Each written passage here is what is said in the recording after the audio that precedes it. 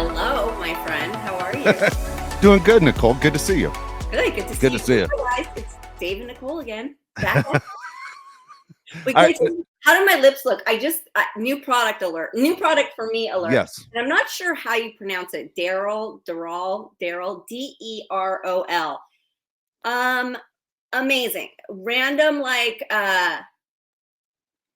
internet splurge. I just was like, do you ever do that where you just spontaneously buy something off an ad? I do it all the time. And then because so many I are scams. I do it all the time. Yeah, I get that too. And then I'm the worst return guy of all time. I don't like returning anything.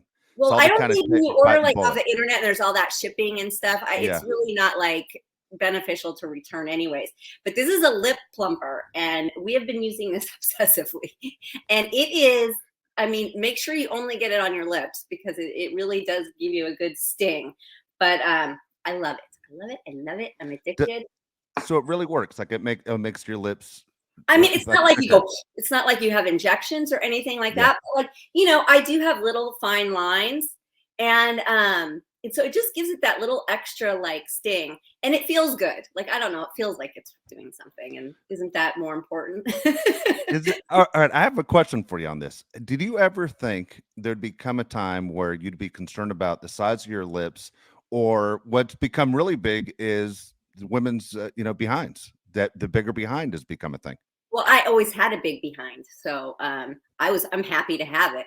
Bring it, because now my butt is in fashion. Whereas when I was doing Baywatch in the 80s and 90s, I was considered big. Really? So I always had that big bubble butt. So no, I'm happy, and my daughter has the big bubble butt, so it's right on trend. There you go. Well, I always wondered, did the Kardashians make it popular? Because my son and I were talking just yesterday about women that he knows that have had surgeries just for their butts. And I was like, man, I would have never guessed that would have happened. Right. And how do you undo that? And they all look like they're wearing a dirty diaper, and all these exactly the same, don't they? You're like, did I just see that person on the last block? That they all look very similar. I think it's sort of a shame, but it has this weird droopy hard look to it. It's it's not, almost like they haven't mastered the surgery yet. They haven't mastered it yet. The shape. Yeah. And I don't know if they haven't mastered it by now. I don't know if they ever will, because it doesn't look that good, girls. Yeah. And boys. I'm sure. Yeah. I think it works a little bit better on men, to be honest with you, but the women, and it's what happens when you get older? That is really going to droop. That's a good point. Then, That's a good point. Does it fall into your hamstrings? Yeah. Good point. Yeah. So anyways, today we have a great guest. You know what I noticed? I have to slow down. I talk so fast. It's ridiculous. And in my mind, I think I'm talking really slow. I think I'm lagging all the time. There's such a disconnect between here and here. And I think you know why you talk fast, right? You feel the wind blowing through. When I watched back the episodes, I'm like, God. And so I apologize for that.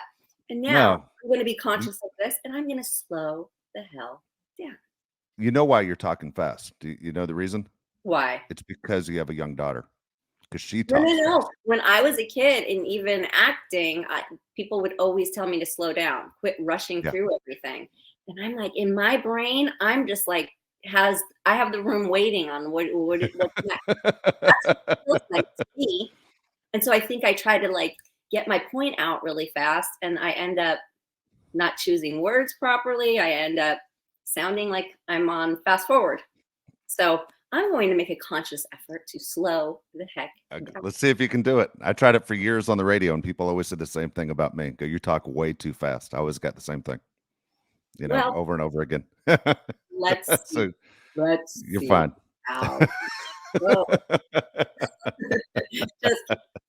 Okay, today we have an amazing guest, and this is going to help you out a lot, Dave, too, with all of your questions about auditioning and where the industry is at. We have a good friend of mine who is a veteran at this, and it's just one of the nicest guys, because that doesn't always go hand in hand. True. So he's a gem. Paul Ruddy is with us. Hi, Paul. Hello, good morning. Good Hey, morning. Paul. Thanks for the great introduction. Well deserved. This is Dave. Dave, this is Paul. Paul, very nice to meet you. I appreciate you coming on, number one. And for me, I always say I do this from a point of I'm a fan. I'm a fan of the industry. I love movies. I love TV. And I'm always curious to know how it comes together. And so sometimes I know I ask Nicole questions that she's like, how do you not know? I've known this since I was 5. But for me, it's everything's brand new. And I know for our audience as well, that they're kind of curious too. How does it all come together? Well, I think that's what got me in the business in the first place, because I was fascinated as a kid about how it all came together. And I grew up an only child in Pennsylvania, and just was obsessed with television and film, and to the point where I would write down the names of the people that were the writers and producers, and got every book you could on film, TV, theater. Just had a real fascination with it. And I went as far as collecting the TV Guide fall preview issue every year. Yeah. When it used to be this little thing, but the fall preview issue was like that thick. And I was excited every fall when that came out, because you could see all the new shows. And I thought it was a pipe dream to get into this business, because this is back in the day when there was no internet, and saying I wanted to work in show business was like, I might as well have said I wanted to go to Mars. So, but long story short, my first job in the industry was at a talent agency. It was Abrams Artist, which is now A3. And I applied for the job from a copy of Variety that I got from a newsstand in Pennsylvania. And it had talent agency in Beverly Hills looking for trainees for agent trainee program. And it was that's all it said. It didn't say the name of the agency. And I faxed my resume in, and I ended up getting the interview, and I got the job. And I was ill prepared because I didn't have a place to live here. It all happened within like a week. I had nowhere to live. I had no clothes out here. I had no car, but I made it work. And I was determined to make it work. And it was probably the most important job that I've had since I got in the business 24 years ago. That was 24 years ago. That was in 1999. Actually, it was this month. And so it's 24 years this month. It was I tell anybody that wants to break into this business, a talent agency is probably the best route to go initially, because you're dealing with everybody. And they were a full service agency. So they were dealing with not only actors, adult actors and child actors, but also writers and directors and producers. They had a voiceover department. They had a commercial department. So they were all over the place in terms of the industry. And so on a daily basis, I was dealing with actors and casting directors and producers and directors, and really was trying to be as much of a sponge as I could. And I stayed there for about a year. And then I went to the Gersh agency, and I was there for 2 years. And one of my bosses there randomly said to me one day, "You're on the wrong side of the fence. You have a really good brain for actors." And it was from all the years of devouring TV and theater and movies. And and he said, "My friends are casting a pilot. You should sit down and meet with them." I met with them, and the pilot was a show called Scrubs for NBC. And they hired me as their assistant. And that was in 2001. And that was my official start in casting. Wow. How intimidating was it when you first walked in, like first day on the job, probably first month on the job, knowing that being surrounded by that, like your dream people? It was, well, the first job was probably the scariest, the Abrams job, because I really thought I knew what I was doing, and I didn't know a thing. I had a breadth of knowledge about actors, and I kind of knew how the industry worked, but I didn't. And that job was, they call you floaters. So you're not assigned to a specific desk. So imagine going to work each day and not knowing what your job is. And that was my job that first year. It was one day I'd be, it depended on who was out sick or on vacation or what, or somebody quit. So they'd stick you on different desks. So the one day I'd be on a agent that did commercials, the next day voiceover, the next day children's. So it was dealing with different personalities and learning how to deal with different personalities, and some were very difficult. Yeah, I was gonna say, those are days where like you get something thrown at you if you did something wrong, right? I mean, not to like call Gersh out, you know, in particular. I'm just saying in general. No, the show in Entourage was very much representative of sort of the environment then. I don't think it's that way now for many reasons. I think the Me Too movement changed a lot of stuff, but there was still, I was sort of the tail end of the old school of doing things, and it was sort of, it was cutthroat. It's not that it isn't, it's not a day at the beach now, but there was, I witnessed some verbal abuse and in some instances physical abuse. Thankfully, I wasn't the recipient of it, but you know, and that was tolerated. But thankfully, and it wasn't. I'm not specifying the agencies I was at. It was the various jobs I had over the years. You saw stuff like that, but. Yeah, can you imagine being like young and moving out here, moving to LA from your hometown, and you just say one thing wrong and the phone comes flying at your head, or like your lunch comes flying at you across the room? Like, you have to really be a tough cookie. You have to. The first thing I was told was you have to have a thick skin, like elephant skin. Yeah. And it's true. And it's every facet of the business. So, but I was lucky. The two places I was at, overall, I worked with really good people, and it was I was really making an effort to learn as much as I could, as quickly as I could, and I was really intimidated by it wasn't so much the bosses, it was the other assistants that I was working with. A lot of people came in there very slick, and they were going to take over the town, and that intimidated me initially. And then I realized, I started building more confidence in myself, that the you know, my work ethic and my breadth of knowledge was going to really help me out more than anything else. And work ethic, yeah, that's where it's at. Unless you're really, really invested in this industry, don't even bother. Don't waste your time, anybody's time. No, because we're talking like when we were doing it back in 99, 2000, you know, right up until like 2010, 11, we were doing it the old way, which was hard copy scripts and making copies of scripts, having messengers deliver those scripts to actors having to go to the agencies.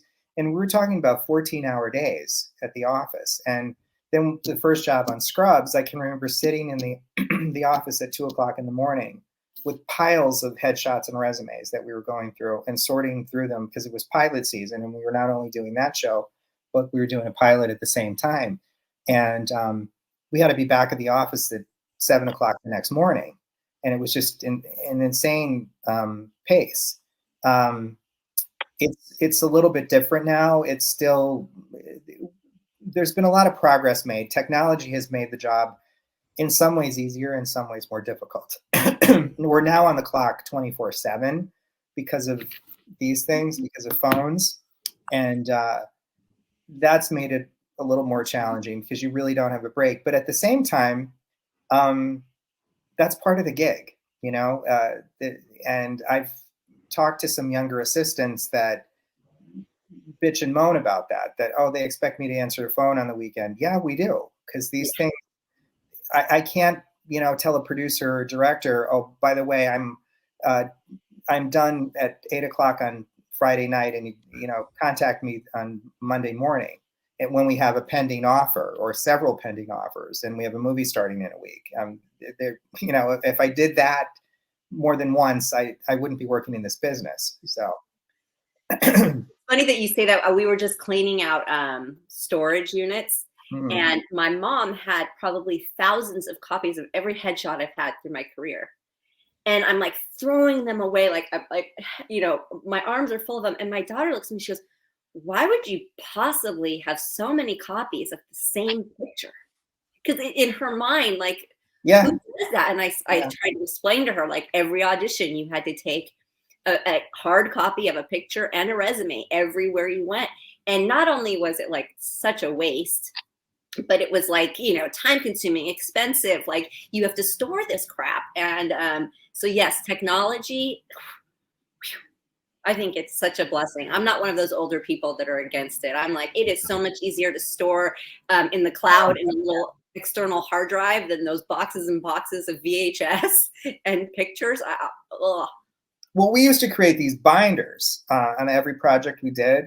So we would, all the people we brought in, you would put them in a binder with the notes and attached to it. And we had these huge, huge binders for every project, and you had to store those.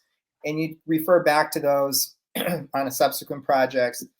Now it's all a database online where now I can just look at, the last 10 years of self-tapes all online by pressing a button. So it's much easier.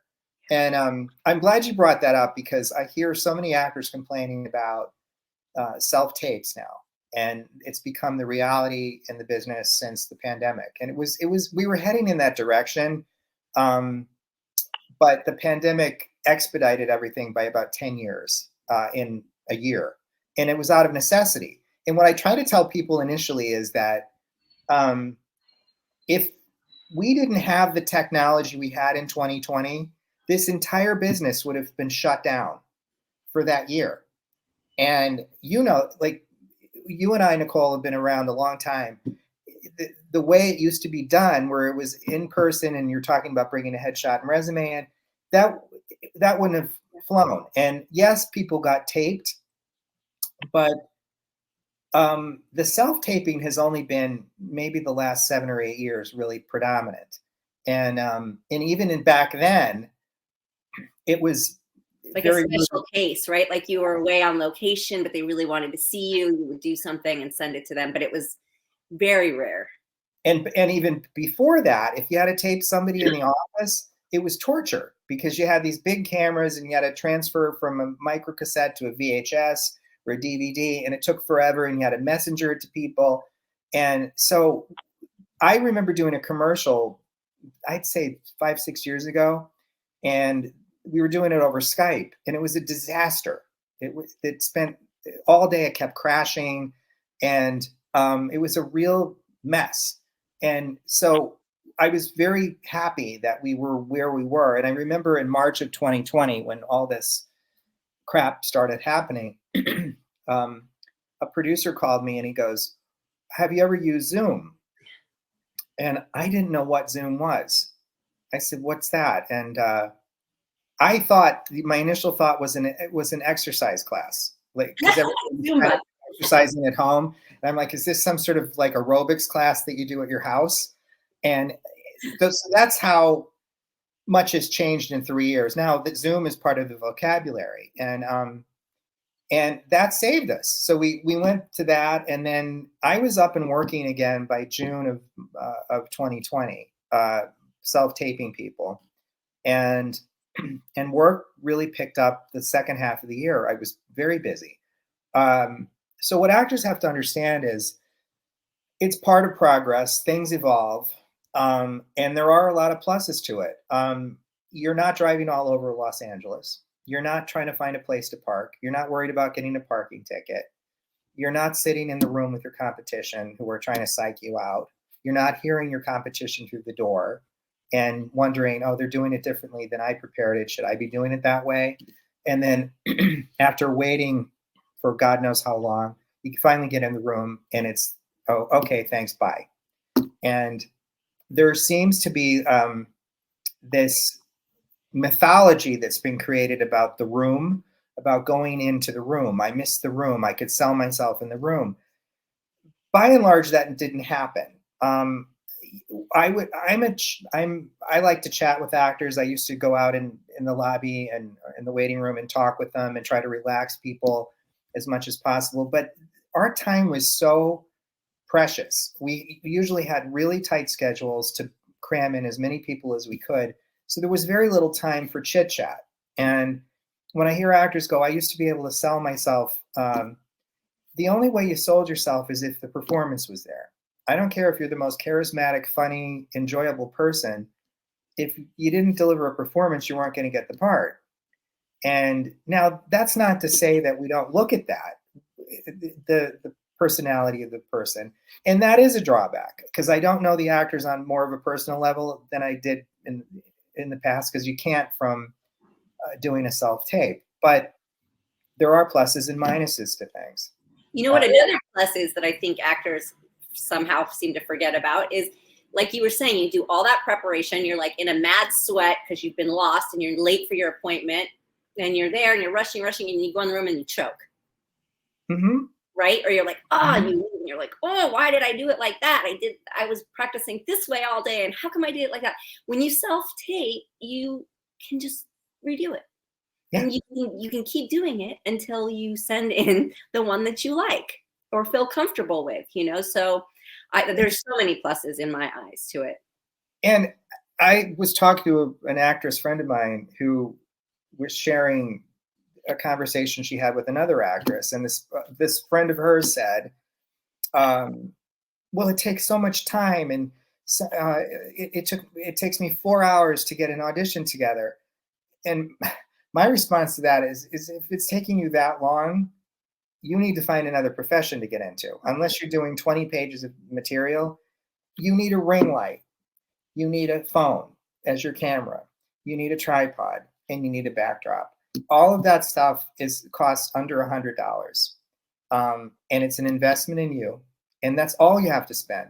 Now you're not having to make 10,000 copies of headshots because you don't have to bring them anywhere. So there's a lot of savings. And now there's thing floating around that's absurd that we should pay actors to audition. Yeah. I read that. So if we're looking at that as the audition as a job interview, you tell me any other business, any other industry where you get paid to go to a job interview. I mean, they'd laugh you out of the room.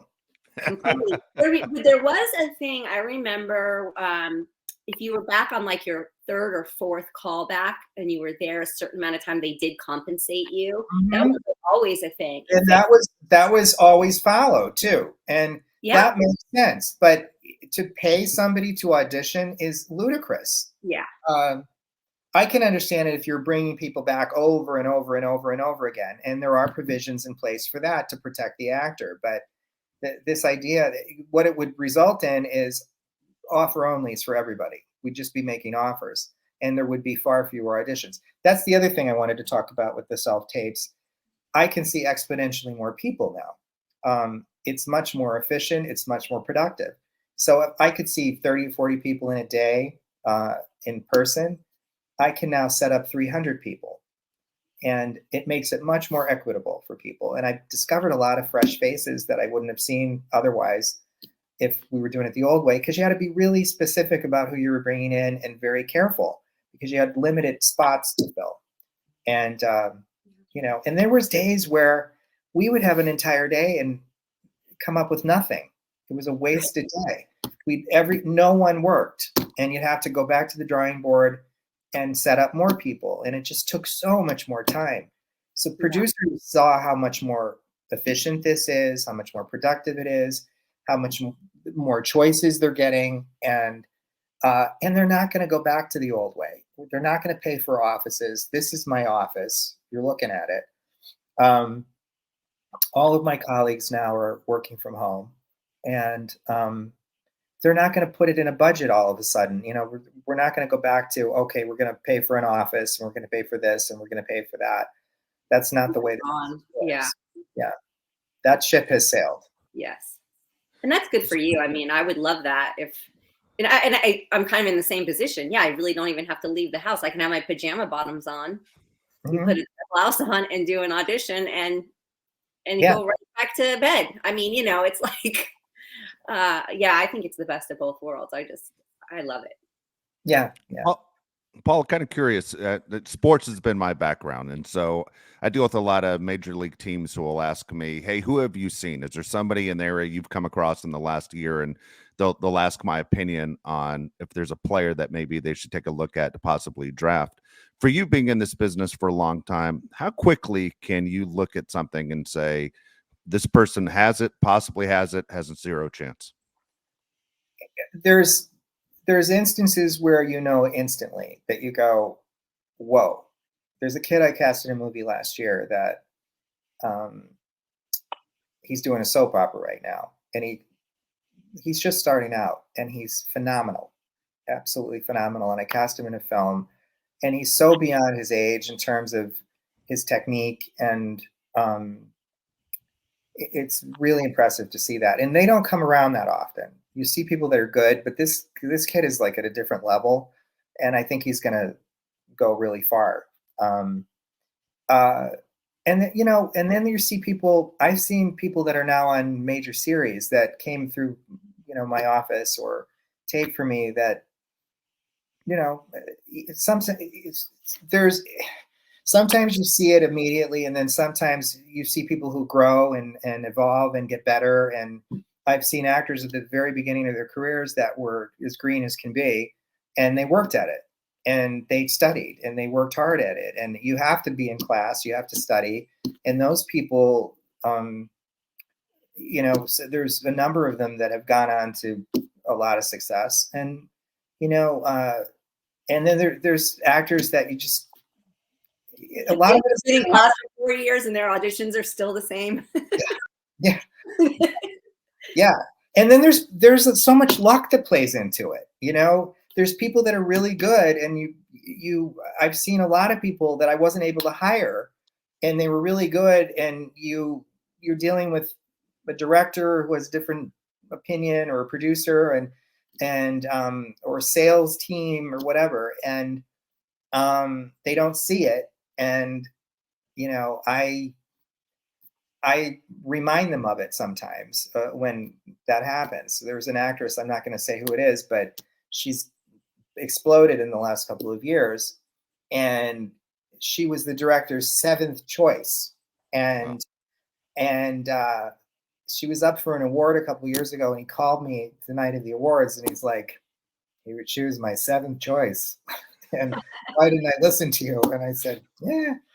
So, yeah. And also, don't you think sometimes there's like certain parts are like meant for you? Like you might be great, but that might not just be your part. That might not be your role, right? Yeah, and that's the right one comes along where people go, oh, okay. And you can't obsess over it. You gotta, the only thing you can do is do your best and put in the work and do your homework and go in there and do your best, and then forget about it. And it's easy for me to say that because it is, you're bringing so much of yourself to it, and it's personal. But the only way to cope is to think of it that way. And it's not a fair business. And a lot of luck and timing comes into play. But the unpredictability of it is also exciting too, because your life could change tomorrow. One part can change everything for you. And so that's pretty cool. That's funny that you say that, because like I hate living in the unknown. Like that unknown area just gives me anxiety, like as an adult now. It didn't when I was younger. But I had been doing it for so long that I would do that, what you say. I would go on the audition and then I would forget about it. And then I would have other actor friends that would go on an audition and would be out, and they'd be calling their answering machine every few minutes to see if there was a message. And I was like, gosh, isn't that driving you crazy? And then, but when I would see them like get the offer or get the call back or whatever it was, like right away, I was like, maybe there's something to that where they're like conjuring the energy, like they're manifesting it. Yeah. I always get like torn, like, do you sit there and focus and like, you know, wish it to happen, or do you go in and you forget about it? So I think for me, I'm with you on the forget about it. Otherwise I will drive myself completely insane and lose all my hair. But there's like 2 methods that I've seen of people that do that. And I always find that very interesting. But that's a life thing too, right? I mean, it is. And I think a good thing for people to know is the audition is the victory in itself. I put out 2 roles a couple weeks ago on a film, and within one day I had 10,000 submissions for 2 characters. Wow. So if you get the actual audition, that's a victory in itself out of 10,000 people. And, and if you get the call back and you're close, that's a victory in itself. Now, a callback, yeah, it's not the part, but if we keep bringing you in for things, it means we like you. And we just have to find the right fit for you. It doesn't mean, oh, he's brought me in 6 times and I never get the part. He must not like me. Well, yeah. And I'm only as good as you guys are. So I won't get hired if I keep bringing in lousy people. They're not going to hire me again. So we're on your side. We're trying to make sure that you do your best and that you hit a home run every day.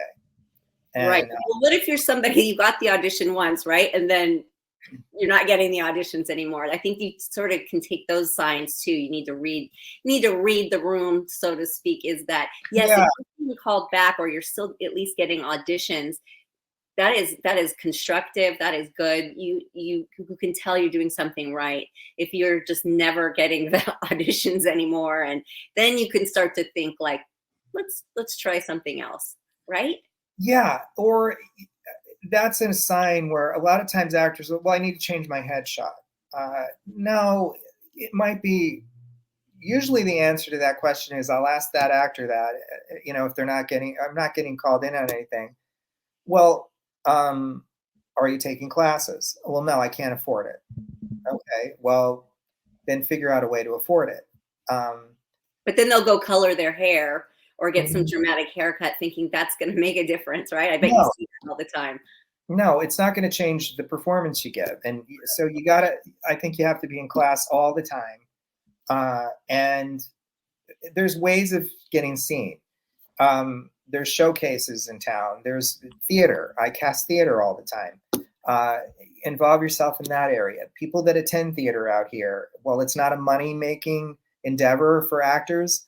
It can be very beneficial because people that attend theater out here are people that will hire you or represent you. Agents, managers, casting directors. We go to theater all the time.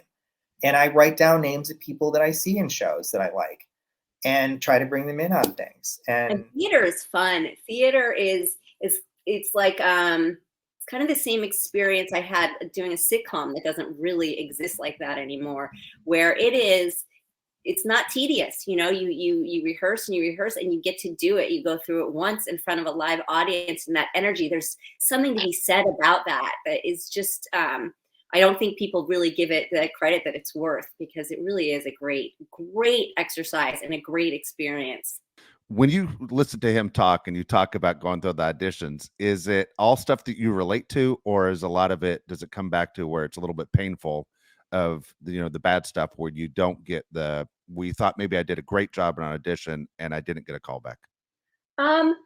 No, it's great memories. And it reminds me like, oh yeah. And I love that other people, talking with other people that remember those days, because it was hectic. It was a lot. Yeah. An audition meant, it took a couple days.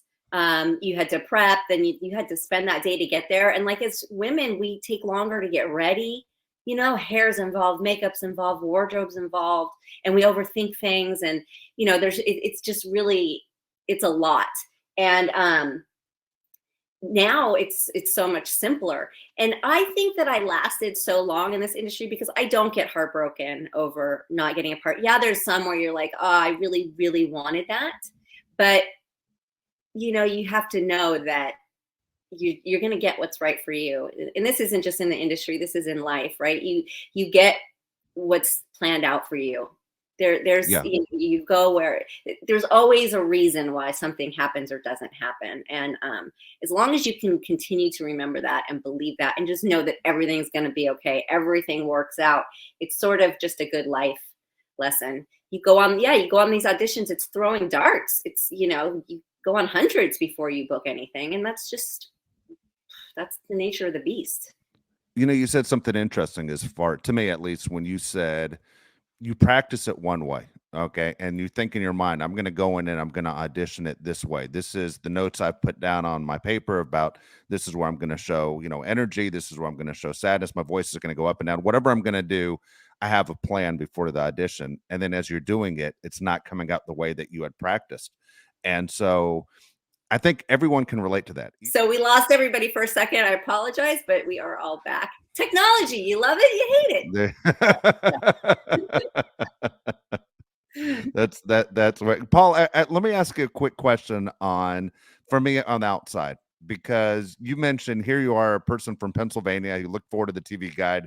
As you're saying that, I was the same guy. I was one of those TV guide guys that was always interested, especially the fall preview. And I'm still one of those guys that gets excited about the new shows that are coming out. And now I'm worried about this writer strike on my show's going to come out on time and everything else. And we'll ask you about the writer strike. But for Nicole and for you, who you had a passion for this, is a reason why you got into this. Are there days that you remind yourself of, hey, this is why I love it? Or the first time you are on a set where you look around and going, I'm here. You're like, all my dreams are coming true right now. And today's the day. Yeah. No, it can be a really stressful job. No question about it. It can be really, but I'm not digging ditches. I'm not working in a coal mine. I'm doing something I love to do. A lot of people don't love their job. I love my job. And there are times where I pinch myself, where I'm like, I can't believe I'm in this situation, or I've met this person, or, and it's not just meeting actors, but I've met some writers that I grew up watching, that wrote wonderful TV shows, and picking their brains about their job. And it's pretty cool. There's a lot of moments where I'm like, I can't believe I'm doing this. And so yeah, it never loses that allure.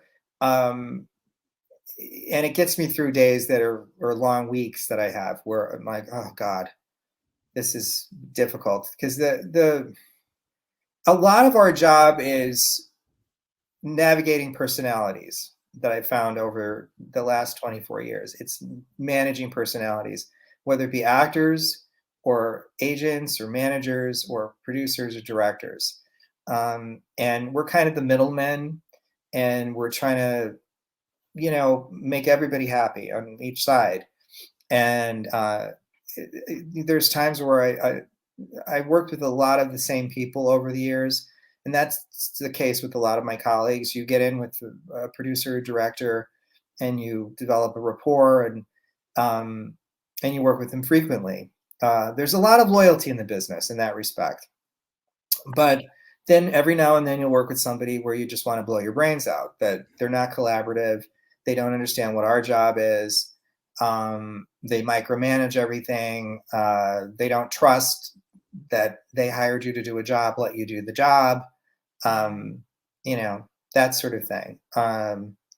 And to speak to what Paul's saying, this is not to be taken lightly, because having produced the documentary, people, even when it's collaborative, people are, especially artistic people like this, they are difficult for no reason sometimes. Like, really, does it really have to be that difficult? And 50 phone calls when they just should have been okay from the beginning.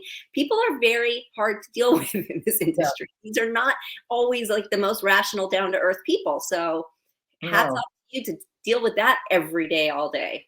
Well, I think this is about 10 years ago. I worked with this director, and the first time I met him, I thought, okay, you're either going to sort of get engulfed in his neuroses, or you're going to just stay calm and happy.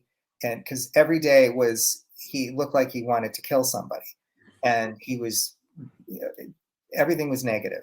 And I thought, I'm either going to go down that path for the next month, or I'm going to try to be as calm and rational as I can. So I would walk in every day and I'd be putting on the biggest act under the sun. I should have won an Emmy, where I just be all happy and isn't this great and all that. And what ended up happening is it would alter his mood a little bit, and instead of altering my mood. So, and I was exhausted at the end of the day, because it was putting on a performance, but it got me through the day, and it got me through the project. And so artists can be egotistical and bratty at times, and I can be very stubborn about when I have an idea and I'm not being heard. And so I think that the happiest experiences I have are the ones that are collaborative, where everybody's ideas listened to and respected. And I remember this goes back like 12 years ago. We're doing a movie that never got made, and we had it was a great role for a young actress, and the producer was coming up with all these names that were the ones you would expect that we would never in a million years get. We didn't have the budget for it. They're out of the realm of reality. And I'd known an acting coach, and his client was a singer who was trying to transition into acting. And he said, if you have anything that's coming up, she really wants to get her feet wet in that world. So I said, okay. And I brought the name up to the director, and he said to me in no uncertain terms, I don't want you to ever bring that name up to me again. I would need an actress, not a celebrity. Well, that singer is Lady Gaga. Oh my gosh. When she was nominated for the Academy Award, I sent him a note and I said, is she an actress now? And we would have gotten her back then, likely, because she had done nothing acting wise before that in terms of professional acting. What he didn't get was everything she was doing up to that point. She's a performer, and she had studied and she had learned acting, but her concerts were performances. It was very much like Cher and people that preceded her. And Bette Midler is another great example of, and but he didn't see it. And when I run up against that, it's frustrating. But then I will rub their noses. Love You that. missed the boat on that one. So is it tough sometimes being the bad guy? Like, everybody wants, their dream. I mean, everybody you're talking to, everyone who sends you something, they saying, look, when I present this, I'm going to get this role. I mean, they're figuring in their head, I would not take the time to do this unless I'm going to get a shot. Is it tough being the bad guy? Yeah, it's tough to give people bad news, and on the other end of it, it's great to give people good news. It's a job that, we're not brain surgeons, but we're not curing cancer, but we're affecting lives in a positive way. And what frustrates me is that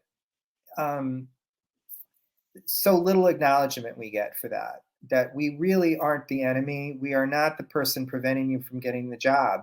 Most of the time, we're the ones that are fighting the most vigorously for you.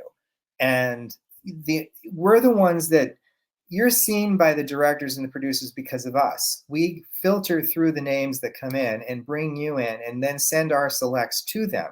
They don't see them otherwise. And there's a misunderstanding that all producers and directors know all the actors. Most of the time, they don't know who anybody is. They're more concerned about the money aspect of it and getting the movie made or the show made. And it's up to us to say, this is the person that's right for this. And I've gotten into vigorous debates with people about this. So we're not the enemy, but it's terrible to give people bad news. It really is. I just wish there was a better understanding among the acting community of what we do, because we get often bashed, and we're blamed for this whole self-tape thing. That this is our laziness, as we don't want to be going into an office anymore like everybody else. There are no offices to go back into. We don't have them, and that was happening before the pandemic. So that's one of my colleagues has an expression: if you want, actors only have two complaints: when they're working and when they're not working. So you can't please people all the time. And but I was watching the SAG Awards a couple months ago, and one of my colleagues called me on the phone and he said, "Are you watching this?" And I said, "Yeah." And he goes, "What's stunning to me is this was 3/4 of the way through the show." He said, "I've seen people get up on that stage and thank Aunt Sally from Poughkeepsie, their third grade teacher, the janitor, and the caterer, everybody but the casting director. There wasn't a single casting director acknowledged. And I said, well, let's see what they do at the Oscars. Same thing. No one was acknowledged. So we're often forgotten about. Once they get the part, people forget about us and they move on.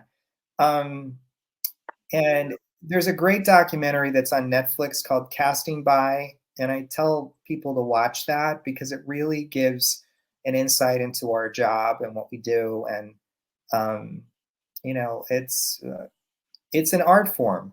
I really believe that a movie rises and falls on the cast. You can have the greatest script in the world. You can have the greatest director. If you have a lousy cast, it sticks out like a sore thumb and the movie doesn't work. Yeah. And you can elevate material.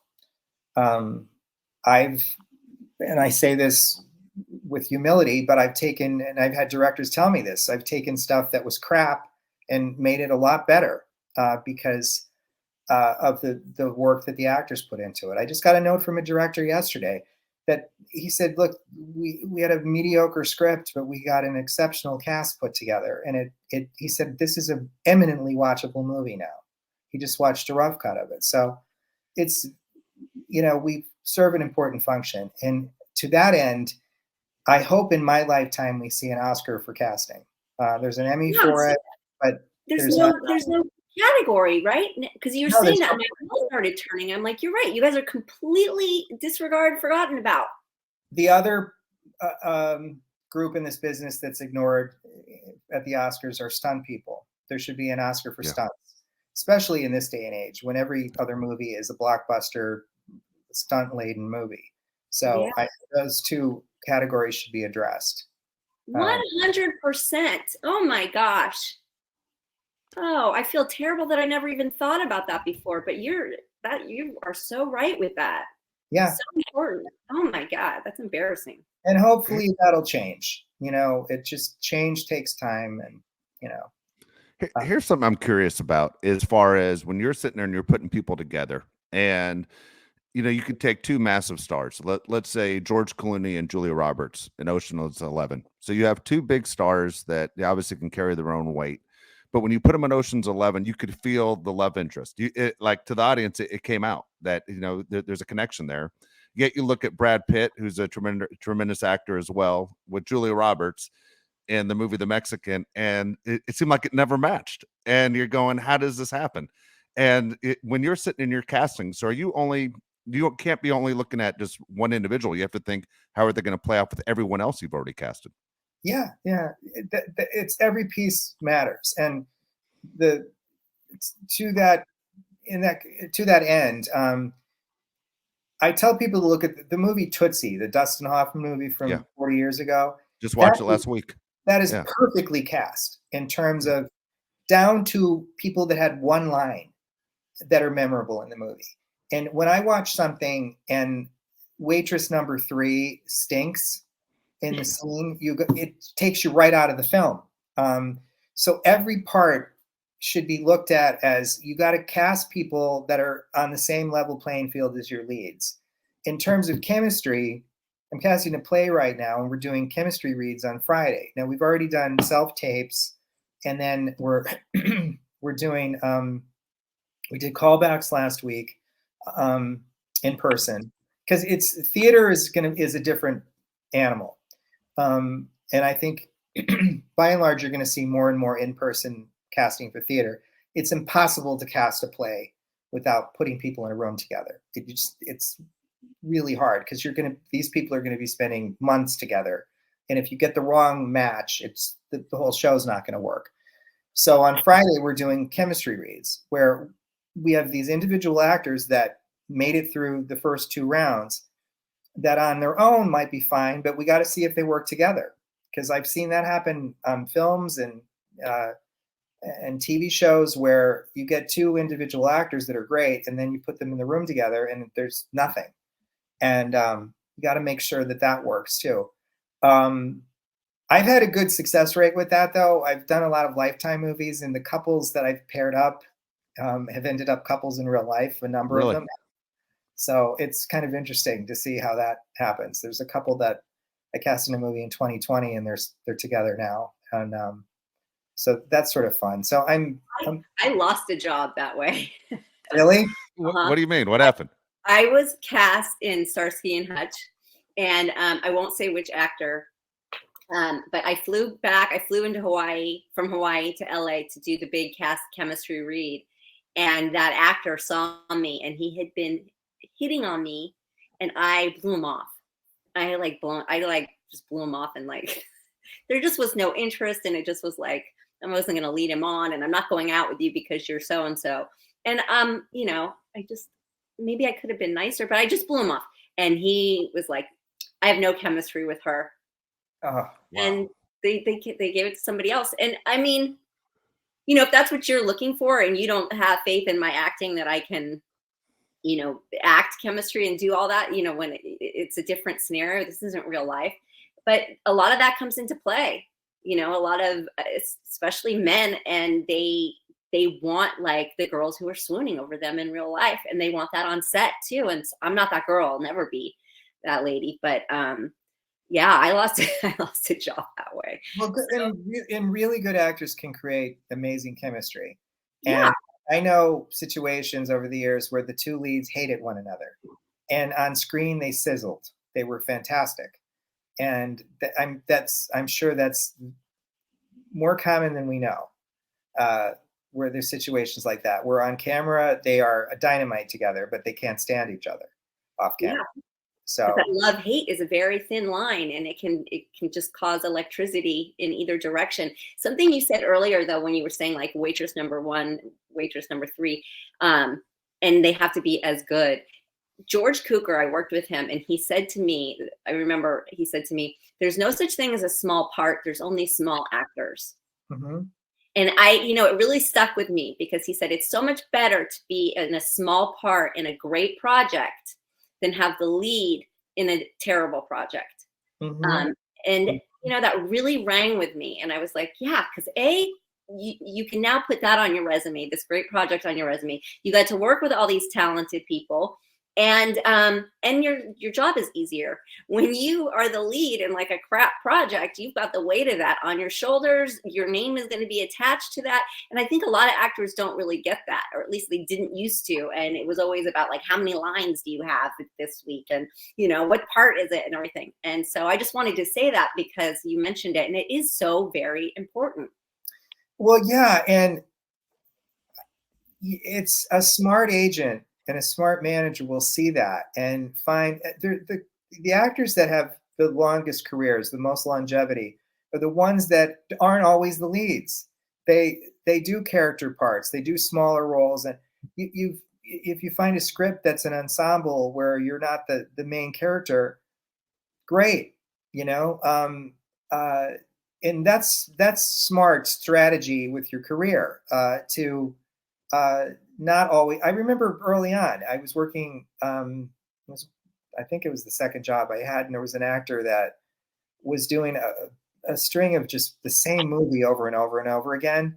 And I remember they had an offer for a film where he would have been like a small role, but it was surrounded by wonderful actors and a great director. And the manager scoffed at it because the money wasn't a lead money. It was a scale offer. And I was really naive at the time. And I also had no clout. I couldn't say you're wrong.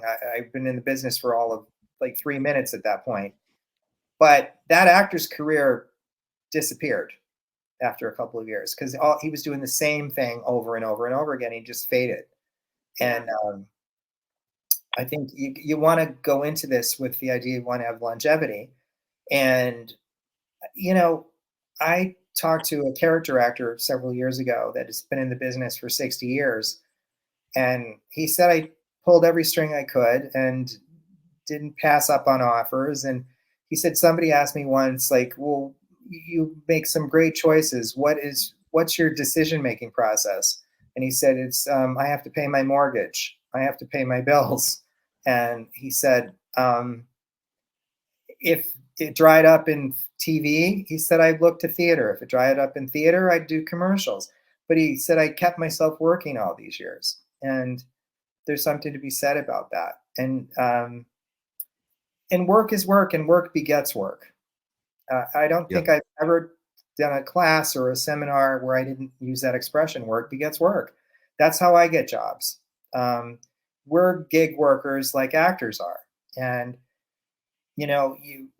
I still do commercials. I do student films. I do short films, and at the same time doing series and whatever, because you're meeting new people. I met this is a really good example of that. I was living in Westwood several years ago, and one of the other tenants there was a grad student in the film program. And we met in the hallway doing laundry, and he was talking about his project, and this was right before Christmas. And I said, "Do you need help with casting?" He goes, "Well, I wouldn't ask you to do it. We don't have." And I said, "Well, I'm on break the next couple of weeks. There's nothing going on. I'm happy to help you." So we did this short film, and it got in a lot of festivals. And a couple of years later, he calls me and he said, we got the money to make this into a feature. And he hired me to cast it as a feature film. So, yeah. So I don't think passing up work is not a smart thing. And certainly not. If you're chasing the paycheck in this industry, you're in it for the wrong reasons. This is about an experience and being artistic and doing what you love and what you're passionate about, contributing any which way you can. Yeah. I love theater because, the actors will also help with set design, and you can really kind of a lot of times have your hands in all of it and truly understand what it takes to put on a production. And I think that's amazing. Also, I wanted to point out that, Paul, you teach a class, right? I teach classes all the time. I do one with TVI Studios. I have another one coming up next month. I do 4-week classes with them. So I do different things each week. Tell us where we can find that for anybody that wants to. It's TV, like television, TVI Studios. And you can go on their Instagram page, and there's a link to the class. But they're great. And the first week we do a Q&A, and I get to know all the actors in the class. And I had a couple actors go, "Well, I thought we would get right to the scenes." And I said, "Well, there's strategy to doing it this way, because I talk about myself, and then we do a Q&A, and then I go through each actor, tell me your background.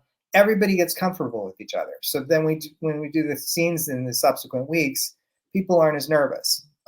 There's more of and everybody figures out. I haven't done a single class where there isn't a connection. Somebody's gone to the same school, or they know so-and-so or whatever. So there's connections there. Then we'll do 1 week where we do comedic scenes and we do critiques. The next week is dramatic scenes and critiques. Then we do sort of mock callbacks and cold reads. So it's a lot of fun, and I find a lot of actors through that. And it's at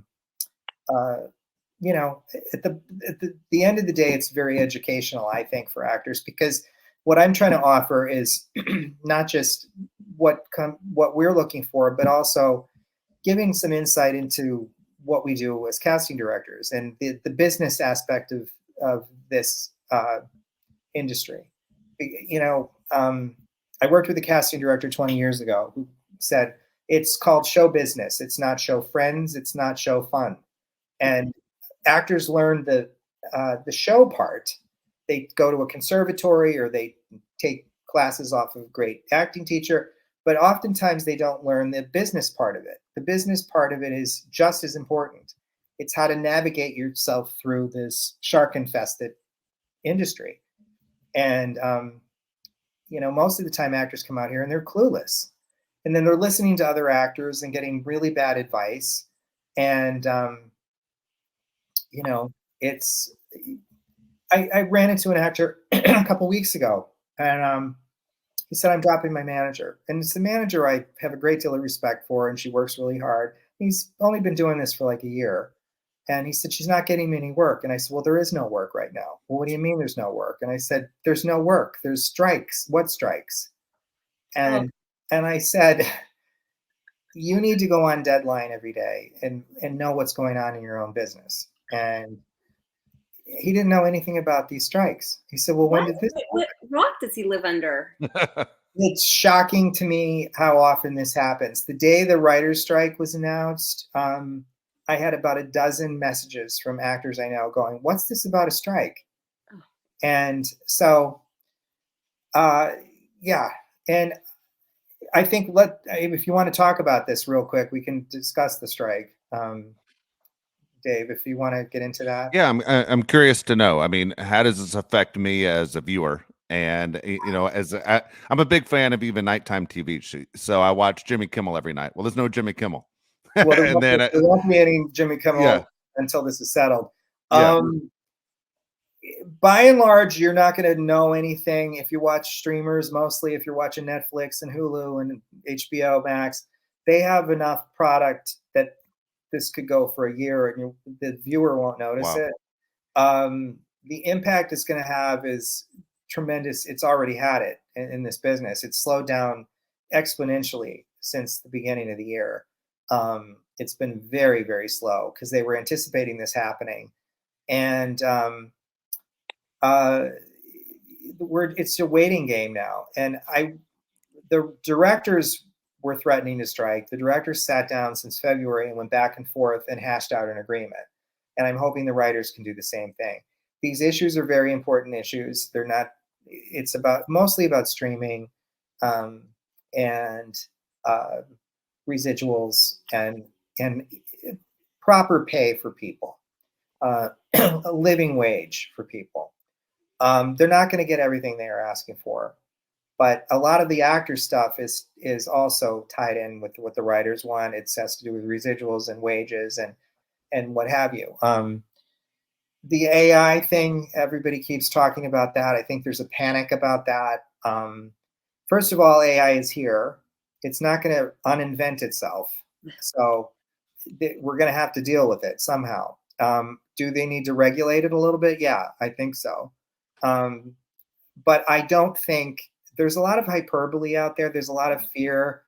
I've seen actors posting, we're going to be taken over by AI. They're not going to replace actors with AI. You're not going to be replaced by a cartoon character version of yourself. That's silly. At least not in our lifetimes that's going to happen. But and I think we need to deal with the most important issues are trying to get a living wage where we can still have a middle-class actor. My fear is that if this drags on too long, like other strikes have, like the 2007-2008 strike, the writer's strike, it opened up the door for more reality shows. The industry's not going to come to a halt because of this. They're just going to find other avenues. So this is where we got the Kardashians and all the housewives and all those shows, and they're still here, and more game shows, and you're going to see more of that in prime time if this continues. And as far as the actors are concerned, they're going to use actors overseas. They're going to use actors in Canada. They're going to do non-union stuff, so that will continue as well. My fear is, and I want to reiterate this, I support what they're fighting for because it affects me too. I mean, everybody in this business, with the exception of the top dogs, are pretty much underpaid and overworked. That said, I've been around 24 years and I've seen the collateral effects of these strikes. And an actor strike will affect tens of thousands of people.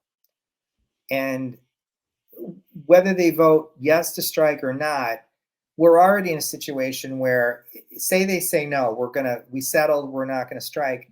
We've already delayed production by months. So nothing's going to get going again until September. And that's a lot of people out of work. So when you say like Jimmy Kimmel and Jimmy Fallon and all those shows, they'll be fine, those guys. Yeah. But their crews aren't. The people that are working in hair and makeup and the rest of the crew, all of those people have no jobs now.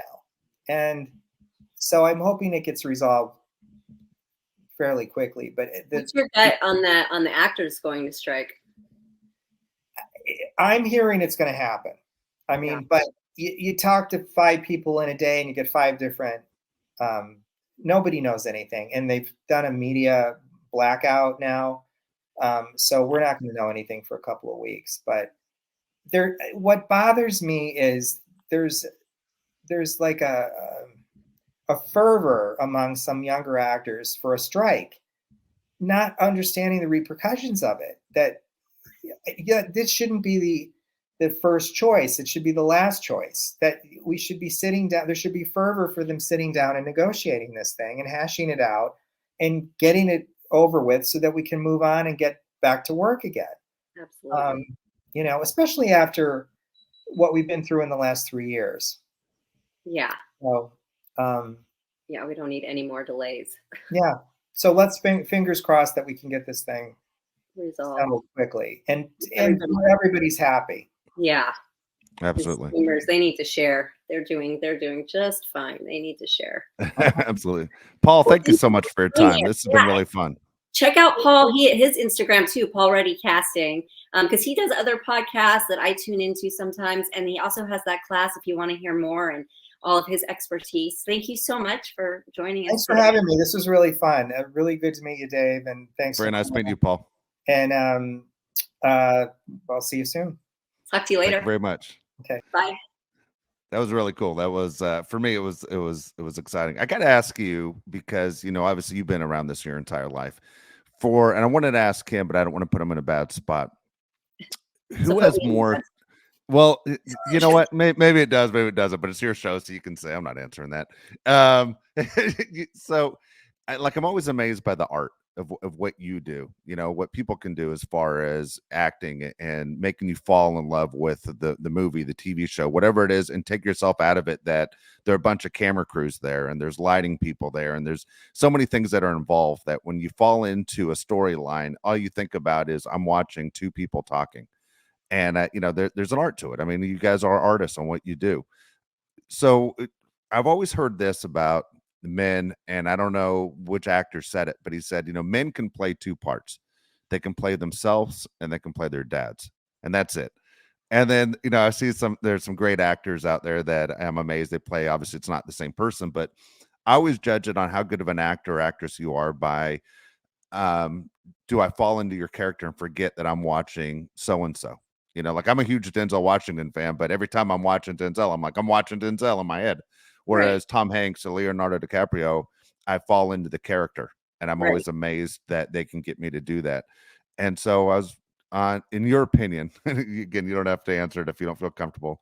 Who's more talented, men or women in this business? If you're going to just broad brush it, who has more range? Whoa. I don't think that that's even a fair question. I think that it's equal. Now, men still do get paid more than women in this industry. So that amazes me. It falls into the rest of life. I think it's starting to change, luckily. I would say I think women put up with a lot more by a lot. We put up with a lot more. So if you want to take the whole realm of things into consideration, I'm going to give it to women. Yeah, I would too.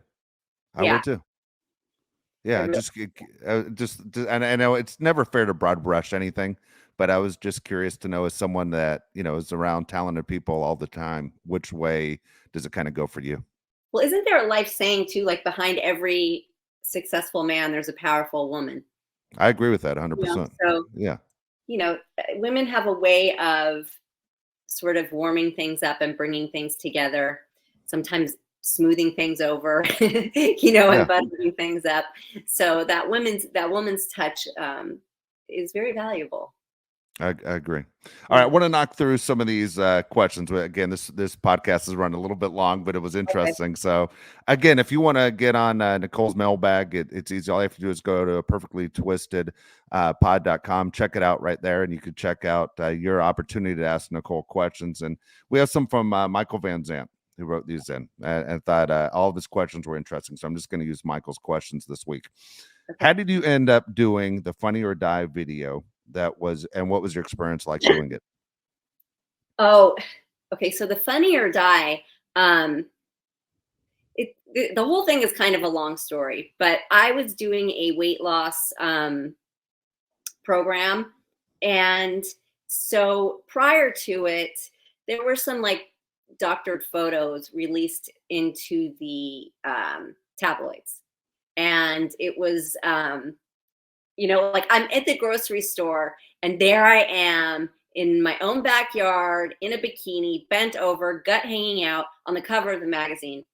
And the checkout lady looks at me, she goes, "You don't look like that. I mean, you really don't look like that." I was like, oh gosh.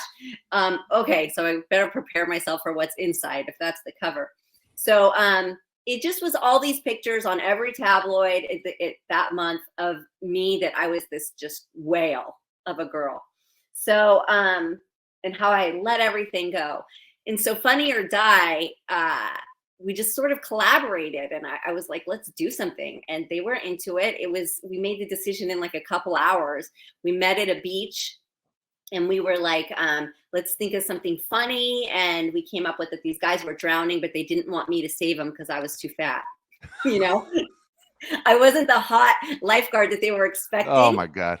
Oh, I know what it was. They were faking that they were drowning to get the attention of the hot lifeguard. But when I showed up, they were like, "Oh, no, never mind. We're fine. And then we decided, you know what, let them drown. Like, let's have them really. So then they really start drowning because they've been out there for so long pretending. So it was just a good poke fun at what was going on, and to show what I really look like in live. Good for you. Action in my bikini. I wore the same bathing suit that was in all the pictures on all. Did you? Good. And I had gained some weight, but this is what happens after you have a baby and life, and just, sometimes you do, but it wasn't anything as fully grotesque as what they were trying to portray me to be. And the people loved the video. It was really well received. Yes. It was voted, like #1 for that time period. And, anytime I can make fun of a situation, I'm going to do it, because otherwise, you just sit there and get defensive and feel bad about yourself. So you got to get ahead of it and, make some fun. So that's what we did. It's funny because I'm alive, but I almost drowned at a beach once. But it was my first time in it was my first time in San Diego. The story is embarrassing as hell. But first time in San Diego, and there's a nude beach in San Diego. And so my friends, we're like 18, 19 years old. Hey, we got to go to the nude beach. And well, none of us are, going to be nude. We're just the pervs that want to go look at the nude beach. And if you've never been to a nude beach, don't ever go. 90% of them are guys, and they're in the worst shape of your life that you've ever seen. No one looks good at a nude beach. And I'm there with 3 of my friends, and I go in the water, and all of a sudden I can't get out of the water. The tide's taking me out. And I am doing the best I can to swim to get back. I cannot get back in. And I'm going for about 40 minutes. And I'm thinking, I'm going to drown. And then there's this naked guy probably about 15 yards away from me. And he says, "Hey, I can help you get out of the water. Do you want my help?" And I had to run through my mind, am I going to let some naked guy pull me out of the water in front of my friends? And I said, no. I go, I do not need any help. And I just literally like gave up. And the tide pulled me out. I was able to get out of the water. And I swear, I think I laid on the beach for an hour trying to catch my breath. But I told my friends, didn't you notice that I wasn't coming back in? Like, where were you guys? And then I told them the situation. And I said, I couldn't deal with you guys making fun of me the rest of my life that I had some naked guy pull me out of the water. And they go, oh, yeah, it would have been over for you. That you would have never forgot it. But it was one of those. You're the guy we were making fun of. Yeah, I was that guy. Somebody said it. I was like, I was that guy. I was too embarrassed. Oh my gosh. All right, Michael has question number 2. This is a question that comes in all the time, Nicole. Who is your current celebrity crush? I don't normally have celebrity crushes at all, but I got to tell you, Kevin Costner is doing it for me. I mean, Yellowstone? As soon as I started watching Yellowstone, I was like, are you kidding me? This man, and when he was younger, not so much. Now at his age, oh my God, he's smoking hot. So Kevin Costner all day long. You know what is funny about that? We just talked about people that fall into roles where I'm watching that guy. I always felt that way with Kevin Costner. Like I'm watching another Kevin Costner movie. He's always Kevin Costner, except in this role. In Yellowstone, he's a different character. To me, this is the best he's ever done. He's I have outstanding. a feeling like he's playing more of himself in a way in this, because he's Yeah. very comfortable. Doesn't he live out? I know he used to be an Orange County guy. I don't know where he lives now. He might be a Montana guy now, but he used to live in Orange County. Making this up in my mind, but maybe I believe his acting so much. I thought maybe he is some sort of like ranch lifestyle guy, but yeah. No, he's how about real estate in Montana has gone through the roof since that show? Yeah, it's amazing how many people are interested in Montana. Yes. Yeah. All right. Question number 3. Would you ever do another reality TV show? I didn't think I would. I'm sort of in talks for something right now. I won't mention what it is or anything like that, but I'm considering something right now. We'll see. So I never say never to anything. Good for you. That's a good attitude. I like it. All right. Now I can't wait. I'm curious. All right. Question number 4. Do you still talk to Christina Applegate? I haven't spoken to her in a long time. I met Christina when we were like kids auditioning for things, and she was always she's only she's probably my same age or maybe a year older, but when you're young, you look up to people. She was always like the cool girl. She was always so pretty. And then, we became teenagers, and she was, she's just always been so fun and so cool and so amazing. And then I did Married with Children, and she was so welcoming. And, it's nice when you walk onto a well-established set like that, when somebody, embraces you like that. So I haven't seen her in a very, very long time. I'm a big fan of hers. I watch her projects. I know she's having health issues, and, my heart goes out and sending her all the positivity. But no, I actually haven't spoken to her in a while. It's funny you mentioned Married with Children. And first of all, about her, I've never heard anyone say anything negative about her, which is pretty tough in the kind of business you guys are in. Like, I've never heard anyone say horrible things about her. But Married with Children, I told you I was a fan of just going to different shows to watch how they're done. And some of them took forever. But Married with Children literally was a 30-minute show that took about 30 minutes. The only time they ever stopped was to, let's say, go to the shoe store. But otherwise, nobody ever screwed up their lines. There were never issues. Everyone on that set was so professional.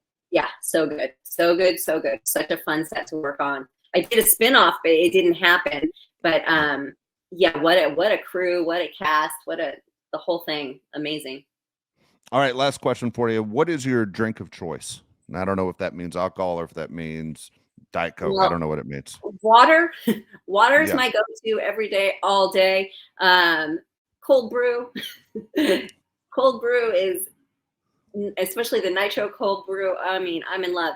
And if we're going to do libations, which I really try not to do, I'm a Prosecco girl. Prosecco. There you go. A nice Pinot Noir, but those days are kind of over for me. I don't can't hold it well. I just, I don't do well the next day. So water. Let's go with water. H2O. I was just had this conversation with my son. I don't know if it's an age thing, but I can't drink one day and then start drinking like 5 hours later when the sun comes up. I have friends of mine that can still go 5 days straight and just drink and drink and drink on vacation, and I don't know how they pull it off. I just feel terrible. On vacation and stuff like that. I would need a vacation from the vacation. Yeah. I just feel terrible. I can't keep doing it. Yeah. And you know what? For me, if I'm going to like meet up with friends and do some Prosecco, it needs to be in the day. Yeah. It needs to be the day, otherwise I'll probably fall asleep at the table, and I need a long time to recover. So yeah, it's not the same. That is funny. All right. So again, if you want to be involved in the Daily Mailbag, all you have to do is go to the website, check it out, and then look for Mailbag. Go ahead and submit your questions, and we'll get them on the show. So it was exciting. I love these questions because I do too. Yeah. Thanks for your write-in, Michael. Absolutely. All right. So this show went a little bit longer than most, but again, that was entertaining to me as far as so many questions I have about this business. And I was going to ask him, but it sounded like he kind of said it, that he reminds himself what he's doing. For you, do you ever go through it, Nicole, as far as thinking, man, here I am, I'm on a set, or I'm auditioning. This is why I love this business. This is why I'm here. This is my passion. Yeah, for me, it really sort of happened when I took the long hiatus from it. And I was thinking, what's my next chapter? What am I going to do in life? And I started exploring other things, and the road leads me right back to what, because you also hear over and over, especially today, you hear, do what you're passionate about, do what doesn't feel like work. And really it's the only thing. And that's what's bringing me back into it, is that, yeah, that's what it's, where it's at for me. And nothing else. I think I'm interested in something else. And then I start to, put my feet in the water, and I'm like, boring. I'm over it. So it's the only thing that really just like, it doesn't feel like work. And it's always interesting. It's always fun. So I'm so happy that, honestly, that it seems like you're showing more interest in going back into the business. So it's for me, being a friend of yours, I can see it. I can see that you're basically, your energy is starting to go that way. So I can't wait to see what's next. My timing is really bad, as per usual, because everybody's going on strike. Yeah, going on strike. Nobody's working. That's it. That's it. Yeah, but at least it's there. Yeah. There you go, Nicole. Thank you so much. We'll do this again next week. See you guys next week. Bye. Bye.